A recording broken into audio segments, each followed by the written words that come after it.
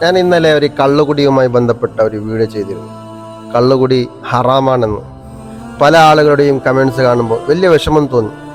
ഞാൻ ഇന്നലെ പറഞ്ഞത് പരിശുദ്ധമായ ഇസ്ലാമിൻ്റെ നിയമമാണ്. കള്ളുകുടി ഹറാമാണ്. ഇനി എത്ര വലിയ ട്രോളർമാർ വന്നാലും കള്ളുകുടി ഹറാമാണ്. ഇസ്ലാം അതിനെ ആക്ഷേപിച്ചതാണ്. ഇസ്ലാം അതിനെ നിഷിദ്ധമാക്കിയതാണ് കള്ളുകുടി എന്ന് പറയുന്നത്. ഇനി ആര് പറഞ്ഞാലും കള്ളുകുടിക്കൽ ഹറാമ് തന്നെയാണ്.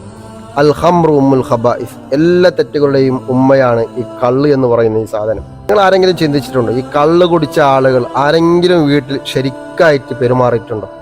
ഉദാഹരണം, സ്വന്തം മാതാപിതാക്കളെ ആക്ഷേപിക്കാനും പരിഹസിക്കാനും അവരെ കൊല നടത്താനും സ്വന്തം ഭാര്യയെന്ന് തിരിച്ചറിയാതെ സ്വന്തം മക്കളെന്ന് തിരിച്ചറിയാതെ അവരെ വേദനിപ്പിക്കാനും ദ്രോഹിക്കാനും കൊല നടത്താനും ഒരു മടിയുമില്ലാതെ തുണിയുകയാണ് ഈ കള്ളുകുടിയന്മാർ. MDM കഴിച്ചാലും കഞ്ചാവ് കഴിച്ചാലും അതെല്ലാം അതിൽ സമമാണ്.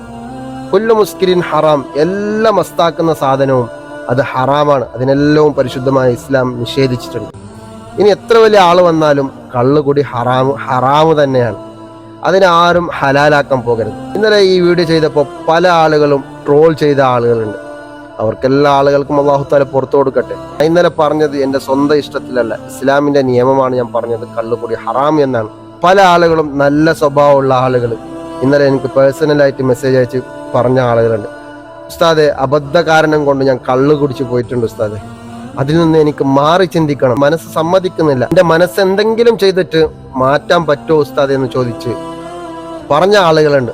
ചില അബദ്ധ കാരണങ്ങളെ കൊണ്ട് ചെയ്ത ആളുകളുണ്ട്. അപ്പോൾ അത്തരത്തിലുള്ള ആളുകൾക്ക് അല്ലാഹു തആല പുറത്തു കൊടുക്കട്ടെ. ഏതായിരുന്നാലും അങ്ങനെ ചിന്തിക്കാനുള്ള മനസ്സ് അവർ കാണിച്ചല്ലോ. അപ്പൊ അങ്ങനെയുള്ള ആളുകൾക്ക് ഞാൻ പരിശുദ്ധമായ ഖുർആന്റെ നല്ലൊരു മരുന്ന് ഞാൻ എന്താക്കാം നിങ്ങൾക്ക് പറഞ്ഞു തരാം. നിങ്ങൾ എന്താക്കണം, ഒരു ഗ്ലാസ് വെള്ളം എടുക്കണം. വെള്ളം എടുത്തിട്ട് ബിസ്മില്ലാഹിർ റഹ്മാനിർ റഹീം എന്ന ആയത്ത് 786 പ്രാവശ്യം ഓതിട്ട് ആ വെള്ളത്തിലേക്ക് എന്താക്കാം മന്ത്രിച്ച് ഊതാം. അതേ വെള്ളത്തിന് സൂറത്തുൽ ഫാത്തിഹ 7 പ്രാവശ്യം മന്ത്രിച്ചിട്ട് ഊതാം. ഖുൽ അഊദു ബിറബ്ബിൽ ഫലക്ക് സൂറത്തും ഖുൽ അഊദു ബിറബ്ബിൻ നാസ് സൂറത്തും 3 പ്രാവശ്യം മന്ത്രിച്ചിട്ട് എന്താക്കാം ആ വെള്ളത്തിൽ ഊത. എന്നിട്ട് സൂറത്തുൽ മുഅ്മിനൂൻ എന്ന് പറയുന്ന ഒരു സൂറത്തുണ്ട്. ആ സൂറത്ത് എന്താക്കാ ഫുള്ളായി ഓത. ആ വെള്ളത്തിലേക്ക് തന്നെ എന്താക്കാ മന്ത്രിച്ചിട്ട് ഊത. സൂറത്തുൽ ഖിയാമ എന്ന് പറയുന്ന ഒരു സൂറത്തുണ്ട്. ആ സൂറത്ത് എന്താക്കാ 1 പ്രാവശ്യം ഓത, ആ വെള്ളത്തിലേക്ക് മന്ത്രിച്ചു ഊത. സൂറത്തുൽ നാസിയാത്ത് എന്ന് പറയുന്ന സൂറത്തുണ്ട്. ആ സൂറത്തിൽ 19-ാമത്തെ ഒരു ആയത്തുണ്ട്. വ അഹ്ദിയക ഇലാ റബ്ബിക ഫതഖ്ഷ എന്ന് പറയുന്ന ഒരു ആയത്ത്. ഈ ഒരൊറ്റ ആയത്ത് 7 പ്രാവശ്യം, കണക്ക് തെറ്റരുത്, 7 പ്രാവശ്യം ഓതിട്ട് ആ വെള്ളത്തിലേക്ക് മന്ത്രിച്ചു ഊതാം.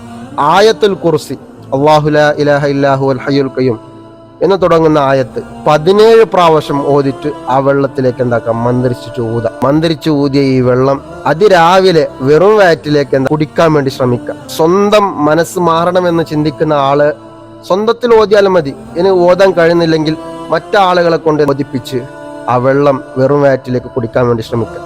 അങ്ങനെ മനസ്സ് മാറാൻ ചിന്തിക്കാത്ത ആളുണ്ടെങ്കിൽ എന്താക്കാ, ഭാര്യൻ്റെതോ ഭർത്താവിൻ്റെതോ കുടുംബക്കാരതോ കള്ളുകുടി മാറണമെന്നുള്ള ചിന്തിച്ച് ആഗ്രഹിക്കുന്ന ആളുകളുണ്ടെങ്കിൽ എന്താ, ചായയോ ജ്യൂസോ എന്തെങ്കിലും ഉണ്ടാക്കിയിട്ട് എന്താക്കാം ഈ വെള്ളത്തിൽ കുടിപ്പിക്കാം. പരിശുദ്ധമായ ഖുർആനല്ലേ, എന്തെങ്കിലും ഒരു ഫായിദ നമുക്ക് ഇതിലുണ്ടാകും.